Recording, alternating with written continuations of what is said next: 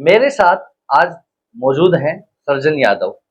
Surgeon Yadav किसी नाम के मोहताज नहीं हैं। उनके पिता रघु यादव पहले भी विधायक रहे हैं और उनके बेटे हैं सर्जन यादव, जो कि कांग्रेस की टिकट की दौड़ में हैं। हम उनसे बातचीत करेंगे, उनसे उनके विचार जानेंगे कि वो क्या कहते हैं, उनसे जानेंगे कि उनका राजनीतिक अनुभव किस तरह का है। सर्जन जी, पहले तो आपका स्वागत है। नमस्कार नितिन जी, और आपके सभी दर्शकों को भी मेरा हाथ जोड़कर नमस्कार। बताएं, आपके पास किस तरह का राजनीतिक अनुभव रहा है, किस तरह से आप राजनीति में आए और राजनीति में आने का मेन मकसद क्या है?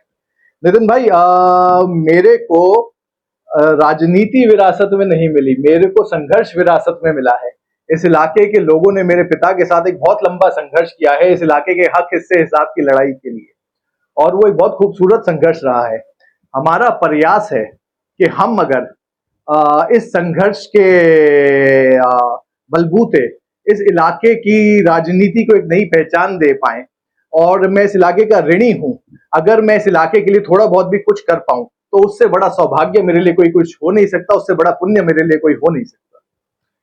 आप कह रहे हैं कि राजनीतिक विरासत में नहीं मिली, लेकिन मैं तो ये मानता हूं कि जो आपके फादर साहब हैं रघु यादव जी, वो जलयुद्ध नायक भी रहे हैं, जिन्होंने पानी के लिए बहुत संघर्ष किया इस क्षेत्र के लिए। और आप ये कह रहे हैं कि मुझे राजनीतिक विरासत में नहीं मिली, क्योंकि वो तो पके हुए और मंजे हुए राजनीतिज्ञ रहे, तो उसके बारे में क्या?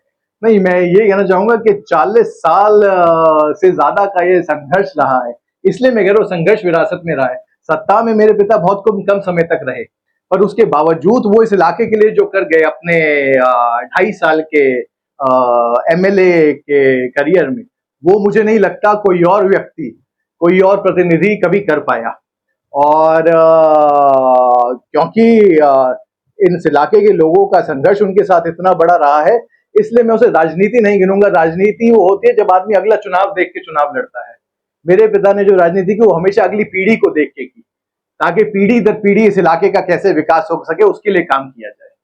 हालांकि हरियाणा विधानसभा चुनाव में अभी समय है, कांग्रेस के लिए बहुत से प्रत्याशी टक्कर में हैं। आप दूसरों से बेहतर अपने आप को कैसे मानते हैं? सब, मैं अपने आप को किसी से बेहतर नहीं मानता।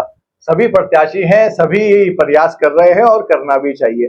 पर मुझे लगता है कि नारनौल में सदा ही विकास का अभाव रहा है, और जो ये 5 साल का विकास का अभाव हो जाता है ना, इसको पूरा करने में कई दशक लग जाते हैं।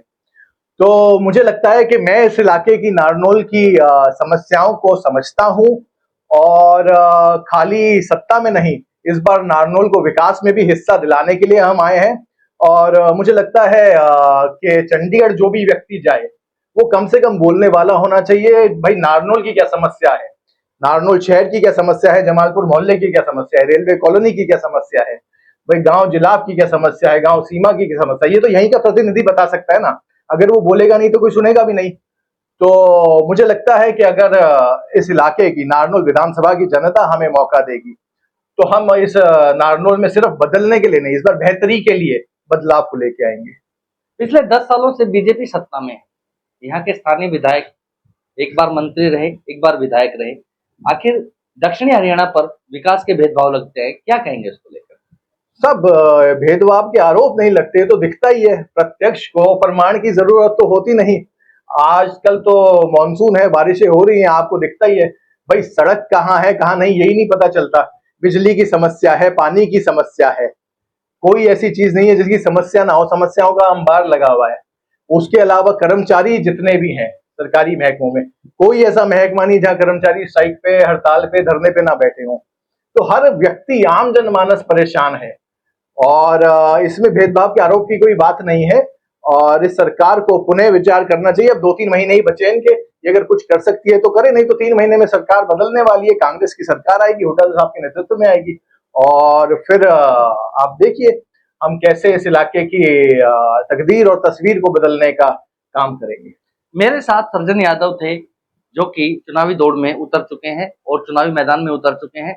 उन्होंने कहा कि कांग्रेस सत्ता में आएगी, और सत्ता में आएगी तो इस इलाके की तस्वीर व तकदीर बदल देगी। मैं नितिन शर्मा, आप देख रहे थे कलम की ताकत।